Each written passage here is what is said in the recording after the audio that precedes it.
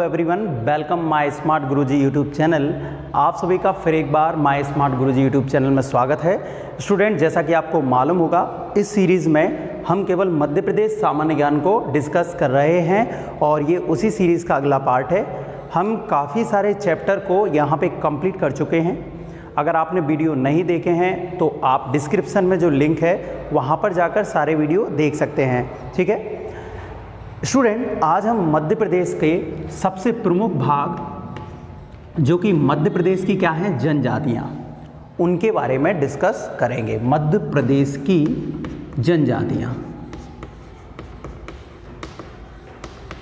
अक्सर इस वाले चैप्टर में हमें दिक्कत आती है कि कौन से पॉइंट इम्पोर्टेंट है जो पेपर में पूछे जाते हैं, क्योंकि जनजातियाँ कई सारी हैं। हमें ये पता करना है उन जनजातियों में से कितनी हमें पढ़ना है और उनके कौन कौन से पॉइंट याद रखने लायक हैं। ठीक है, तो आज इसी बारे में चर्चा करेंगे।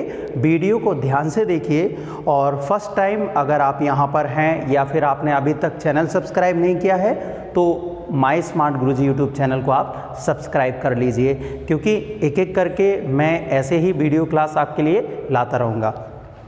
स्टूडेंट, इसके अलावा यदि आप मध्य प्रदेश या फिर अन्य एग्ज़ाम की तैयारी कर रहे हैं तो आप उनके लिए टेस्ट सीरीज़ देखना चाहते हैं, ठीक है, तो सबसे अच्छी टेस्ट सीरीज़ के लिए आप परीक्षा ऐप डाउनलोड कर लीजिए।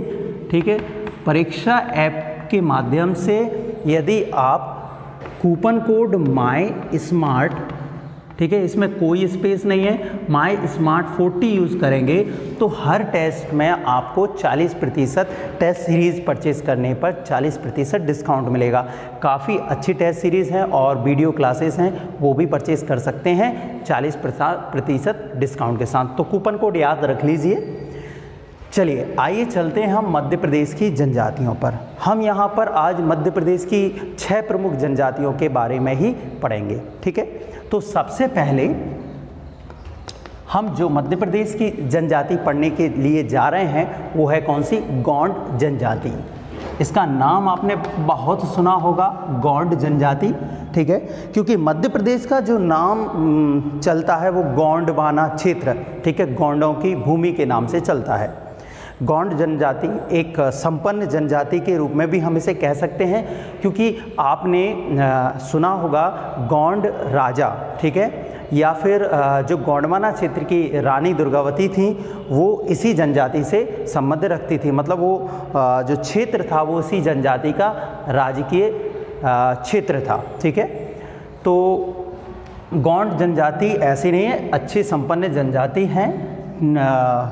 ठीक है, अब देखिए, गोंड भारत की सबसे बड़ी जनजाति है, यानी कि भारत में सबसे अधिक संख्या में जो जनजातीय लोग पाए जाते हैं वो कौन सी जनजाति है, गोंड। ठीक है, सबसे बड़ी कहाँ की, भारत की।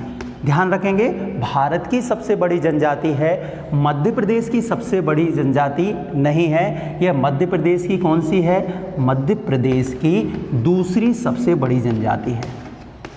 यह मध्य प्रदेश की दूसरी सबसे बड़ी जनजाति है। क्लियर है। देखिए, यदि हम गोंडों में अगली बात करें तो गोंड शब्द जो उत्पत्ति हुई है यह तेलुगु शब्द से हुई है। ठीक है, गोंड शब्द की उत्पत्ति तेलुगु शब्द से हुई है जिसका अर्थ होता है पहाड़।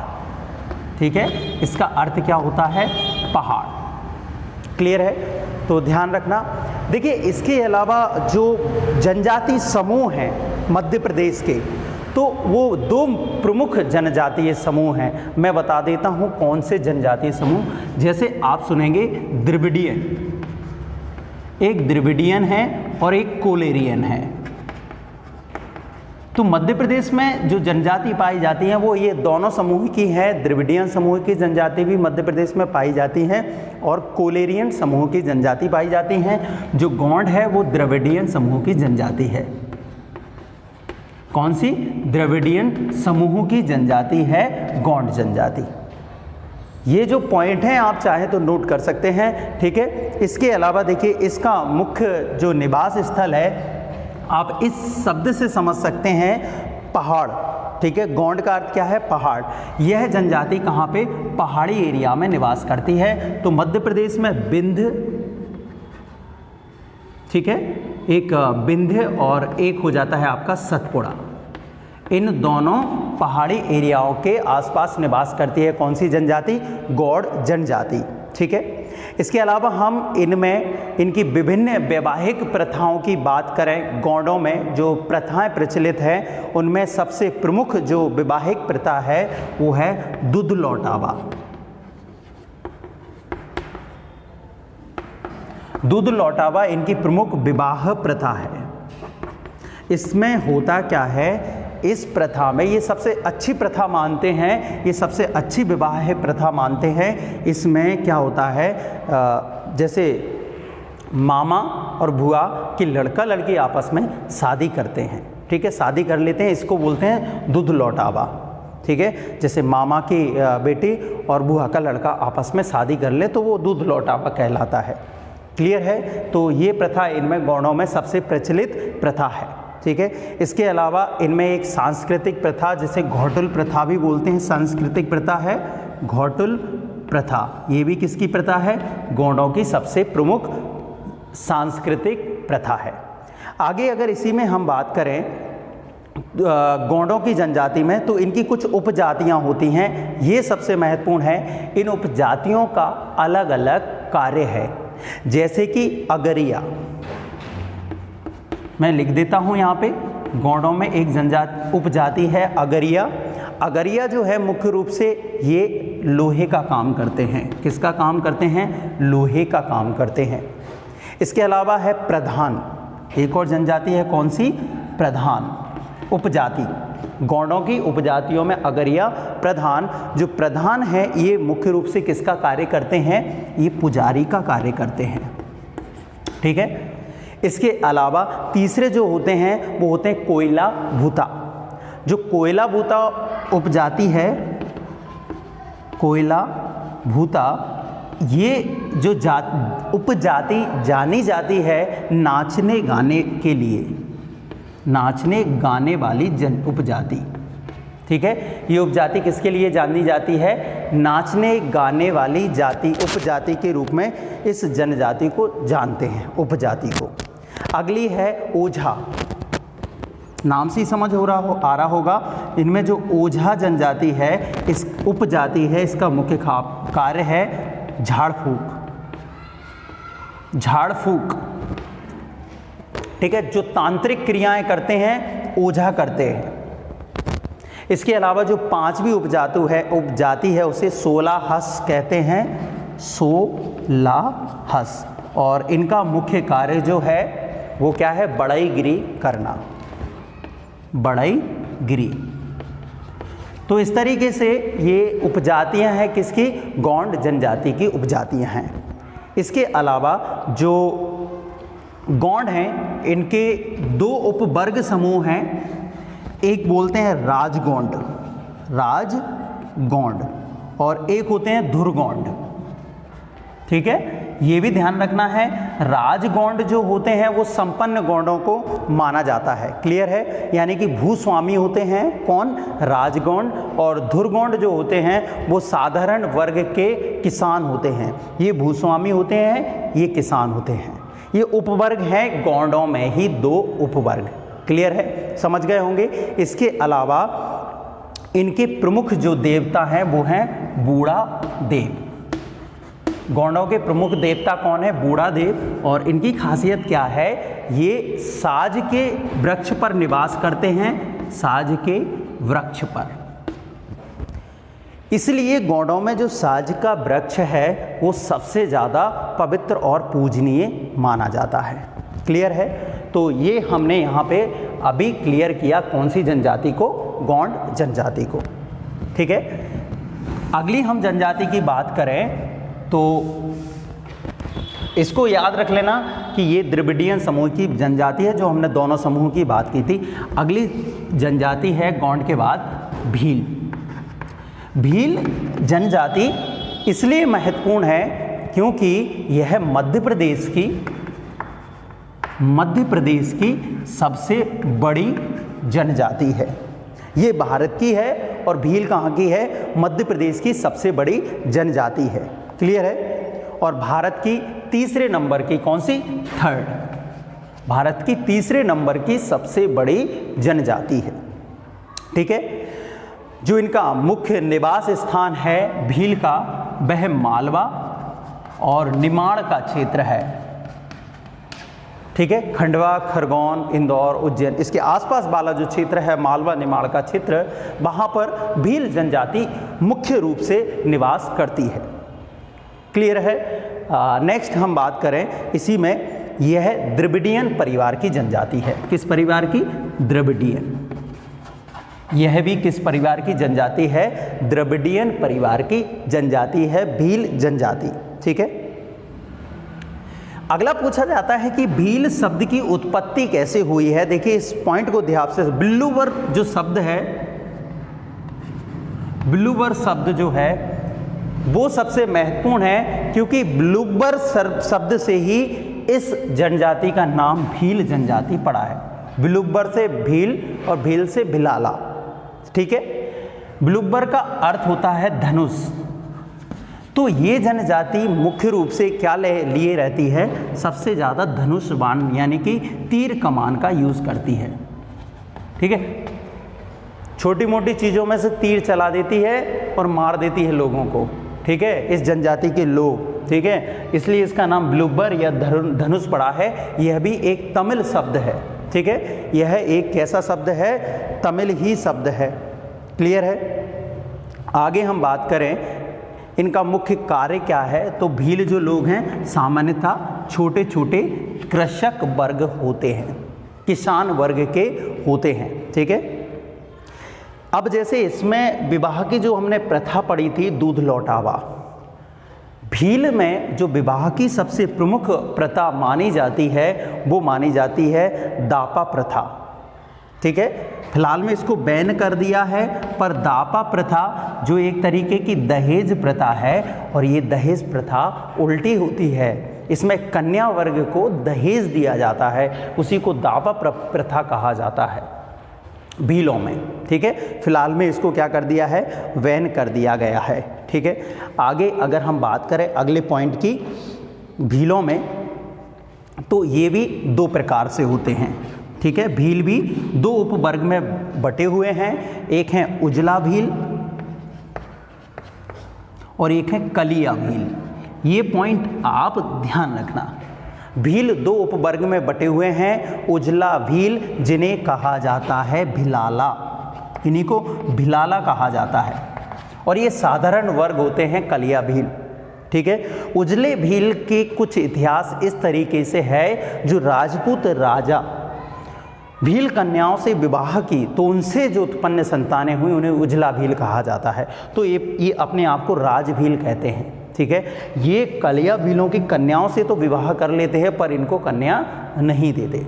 ठीक है, यानी कि अपने आप को श्रेष्ठ मानते हैं कलिया भील से, तो इनके ये उपवर्ग हैं। मुझे लगता है समझ में आया होगा। नेक्स्ट अगर हम बात करें भीलों में, तो भीलों में सबसे जो प्रमुख है वो इनकी एक अगरिया उपजाति है। ठीक है, और वहाँ पे मुख्य रूप से एक नृत्य होता है, वो होता है भगोरिया नृत्य भीलों में। और भील जनजाति जो झाबुआ क्षेत्र में है, कहाँ पे? झाबुआ, वहाँ पर एक मेला लगता है। ठीक है, और होली के आसपास ये होता, होली के पहले होता है, 8 दिन तक ये मेला चलता है, जिसे भगोरिया हाट का मेला कहा जाता है, जो कि एक विश्व प्रसिद्ध मेला है। तो ये भगोरिया नृत्य भीलों का प्रमुख नृत्य है, और भगोरिया हाट का मेला झाबुआ में भीलों के लिए लगता है। यह प्रेम पर्व कहा जाता है। ठीक है, प्रेम पर्व मतलब यहाँ पर क्या होता है, इस मेले में भील युवक और भील युवतियाँ आपस में एक दूसरे को पसंद करते हैं और बाद में विवाह करते हैं।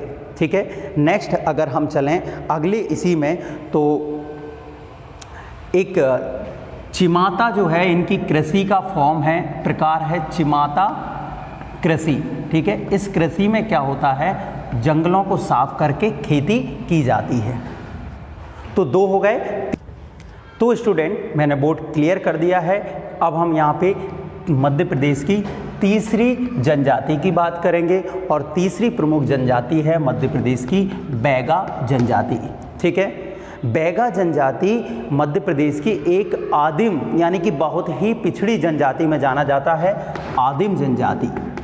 देखिए आदिम का मतलब क्या होता है, यहाँ पे जो पुराने आदि काल की जो प्रथाएं हैं, जो इनके तौर तरीके हैं वो अभी वही हैं, बदले नहीं हैं, इसलिए इसको आदिम जनजाति कहा जाता है। ये आज भी उसी तरीके से रह रहे हैं जिस तरीके से पूर्व में ये रहते आए हैं, आदि मानव रहते आए हैं, इसलिए इसको क्या बोलते हैं, यह एक आदिम जनजाति है। इनमें अभी बहुत ज़्यादा डेवलपमेंट नहीं देखने को मिल रहा है। ठीक है, और यह भी द्रविडियन परिवार की जनजाति है, यह द्रविडियन परिवार की जनजाति है। ठीक है, और ये जो निर्भर करते हैं मुख्य रूप से कृषि पर ही निर्भर हैं, और जो इनके द्वारा खेती की जाती है जंगलों को साफ करके उस खेती को दाहिया कृषि कहा जाता है। क्या कहा जाता है, दाहिया कृषि। ठीक है, भीलों की कृषि को चिमाता कहा जाता था, इनकी जो कृषि की जाती है उसे दाहिया कृषि कहा जाता है। ठीक है, यह मुख्य रूप से मंडला, बालाघाट और शहडोल, कहाँ पे, मंडला, बालाघाट और शहडोल क्षेत्र में निवास करती है, जो कि सतपुड़ा मैकाल क्षेत्र है। कौन सा क्षेत्र है, सतपुड़ा मैकाल। ठीक है, सतपुड़ा मैकाल पर्वतीय क्षेत्र है, मंडला, बालाघाट, ठीक है, वहाँ पर ये, और शहडोल, वहाँ पर ये जनजाति निवास करती है। इस जनजाति में अगर हम बात करें तो मुख्य रूप से जो इनकी विशेषता है यह एक कुशल शिकारी होते हैं, शिकारी वर्ग की यह जनजाति है। यह आखेट यानी कि शिकार करना इन्हें बहुत पसंद है।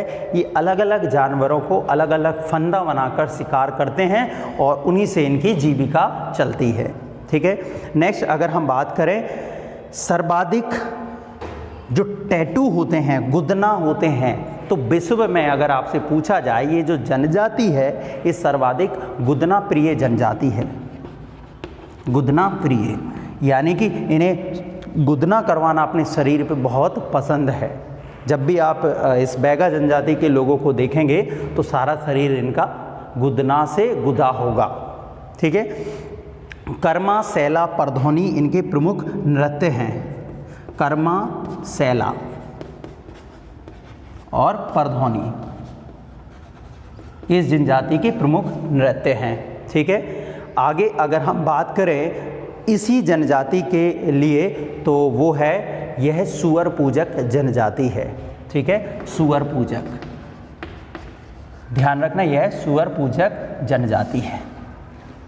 ठीक है, फोर्थ हम जनजाति की बात करें तो चौथी मध्य प्रदेश की प्रमुख जनजाति है कोल। मध्य प्रदेश की चौथी प्रमुख जनजाति कौन सी है, कोल जनजाति मध्य प्रदेश की चौथी प्रमुख जनजाति है। ठीक है, अब इससे समझ सकते हैं यह कोलेरियन परिवार की जनजाति है।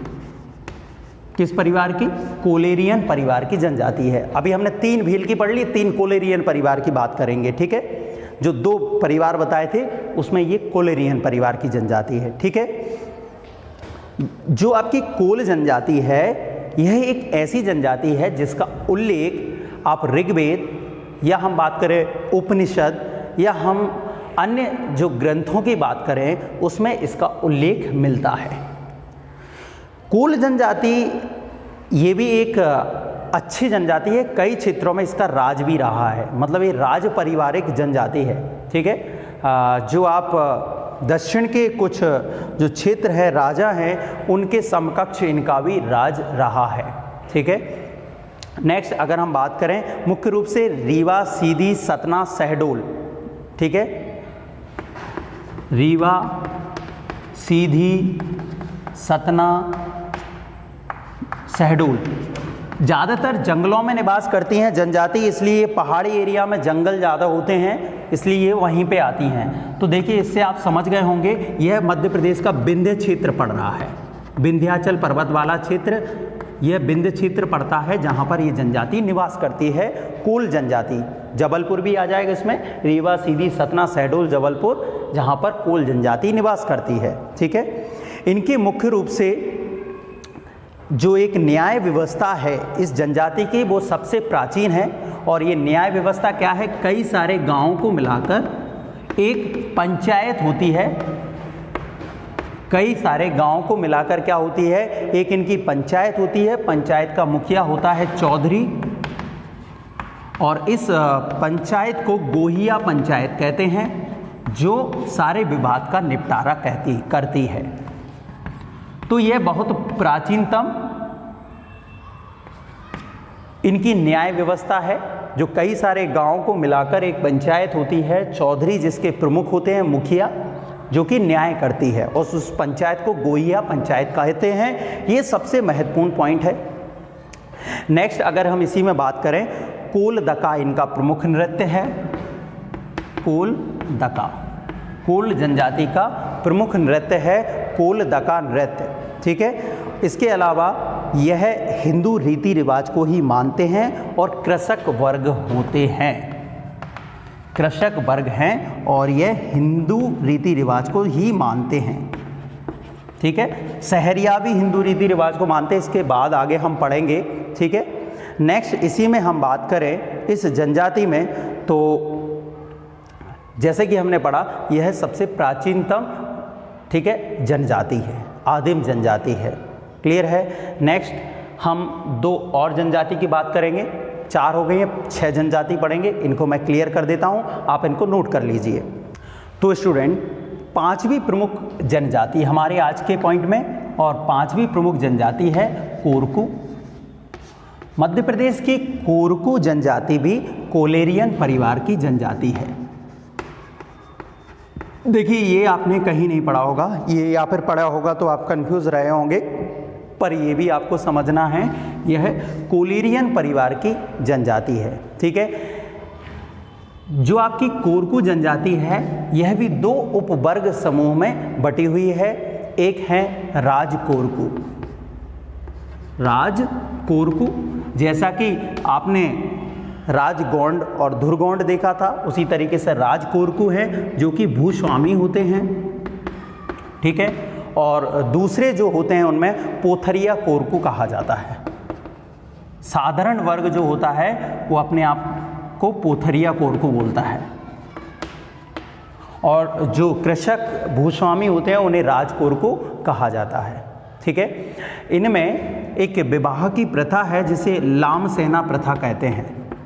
ठीक है, ये सबसे इंटरेस्टिंग प्रथा है, लाम सेना प्रथा। इस प्रथा में मुख्य रूप से जो दामाद होता है वो ससुर के घर निवास करता है। कहाँ जाके रहता है? दामाद को ससुर के घर रहना पड़ता है। ऐसा नहीं रहना ही पड़ता है, ससुर की शर्तों पर रहना पड़ता है। ठीक है, मतलब यहाँ पे इसका शोषण होता होगा, ससुर की शर्तों पर ही रहना होता है। ये है लाम सेना प्रथा विवाह की, जो कि कोरकू में प्रचलित है। ठीक है, इसके अलावा इनमें समगोत्री विवाह को बुरा माना गया है, मतलब ये एक गोत्र में विवाह नहीं करते। समगोत्री विवाह जो है यहाँ का वो प्रतिबंधित है, यानी कि बुरा मानते हैं इसको, समगोत्री विवाह को वर्जित है। ठीक है, इसके अलावा एक सिडोला प्रथा है जो कि मृतक संस्कार होता है। सिडोला प्रथा कोरकुओं में एक मृतक संस्कार होता है। इसके अलावा इन कोरकू में सबको जो मृत शरीर है उसको दफनाया जाता है, दफनाया जाता है। ठीक है, एक ऐसी जनजाति है जिसमें सबको दफनाया जाता है, मृतक शरीर को जलाया नहीं जाता, दफनाया जाता है।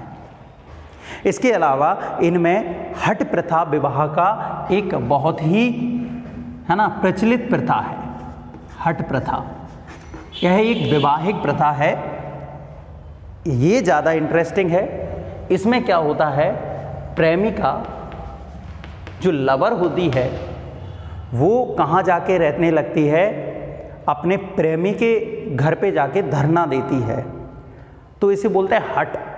और जब हट को इस हठी स्त्री को क्या होता है, जो इसका प्रेमी है वो अपना लेता है तो उस विवाह को हठ प्रथा का विवाह बोला जाता है, हठीला विवाह बोला जाता है। तो ये प्रचलित है कोरकुओं में विवाह की प्रमुख परंपरा। इसके अलावा जो कोरकू होते हैं यह एक उत्सव प्रिय जनजाति है, यानी कि हर कार्य में इन्हें उत्सव करना बहुत पसंद है।